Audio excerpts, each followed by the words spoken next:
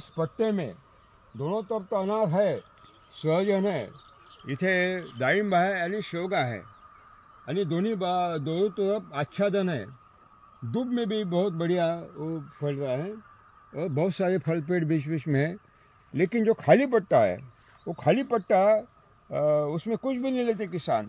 बोलते हैं हमारे जो मुख्य बागवानी है उसका वो कॉम्पिटिशन करते, प्रतिस्पर्धा करते।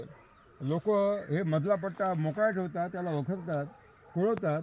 ते म्हणतात की याचा उपयोग ते प्रतिस्पर्धा करतात दोन्ही मुख्य फळझाडाशी आणि म्हणून ते घेत नाही। पण इथं तुम्ही बघा, साक्षात उदाहरण आहे की या बाजूने कोबी आहे, या बोधाला लागून कोबी है। इस बोध ये जो बेड है उसके बिल्कुल किनारे गोभी है और वाल है, बीन्स है, पूरी एक लाइन चली गई है, सरसों है।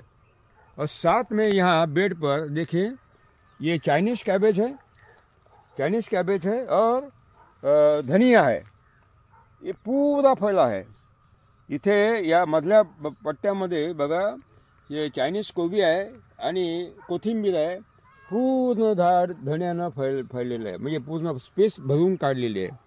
प्रतिस्पर्धा असती तर दोन्ही ते वाढले नसते, एकाला दुसऱ्याला दाबलं असतं, पण तसं होत नाही।